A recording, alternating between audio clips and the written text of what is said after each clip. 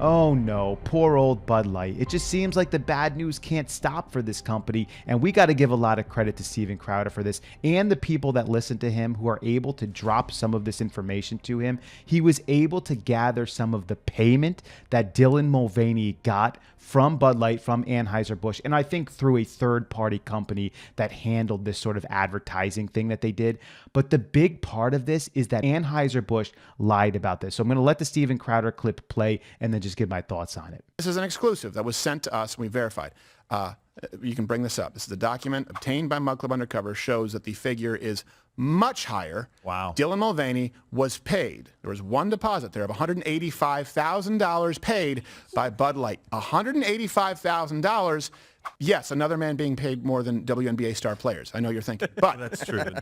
and here's the issue.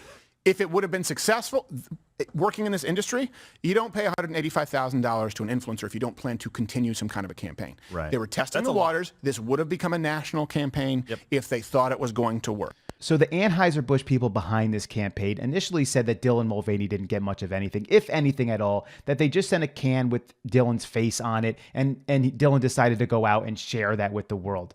Then they started coming out and saying, well, maybe they, a few $1,000 is what Dylan got from this, because again, they didn't want any more pushback. But here we see the actual number, $185,000 for that like 1 or 2 minute clip that he did. And this absolutely destroyed Bud Light. I mean, they lost what, I think $400 million and billions of dollars in valuation. I mean, it literally crushed their company. It could be tens of billions of dollars in the long run, maybe even hundreds of billions of dollars, depending on how long this continues to affect their company. So they tried to lie about what they were doing. And Crowder brings up a good point here, because he says that if this worked, if there was no pushback, if people didn't say, what are you doing? This person, Dylan Mulvaney, this guy's audience is teens, is kids. That's the problem.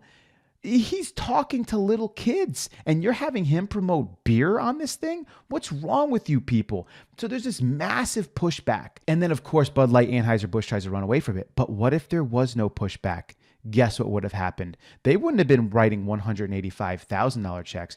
They would have been writing $1 million checks, and they would have continued to use Dylan Mulvaney in ongoing campaign efforts.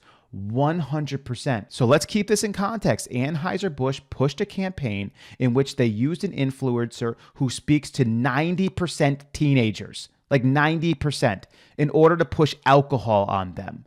They were called out for it. They put their tails between their legs and they ran from it, and they tried to say that they were not actually trying to push any campaign. They didn't even pay Dylan Mulvaney, and if they did, maybe $1,000.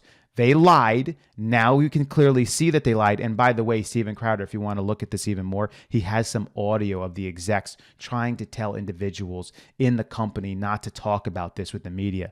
They were already trying to cover it up from the beginning. So they tried to cover up this campaign. And now this comes out, and clearly it was a campaign effort by them. And if they didn't get the pushback, they would have continued it forward. Now, if you tend to use their products, don't, right? Don't. You probably should never use their products again. They're lying to you. They're manipulating you. They're just trying to get your money. That's all they want from you. And they'll try to manipulate you however they can. Don't let them do it. You know what they think. You know what they believe. And that's enough. There's plenty of other options out there for you if that's your thing, drinking beer or whatever.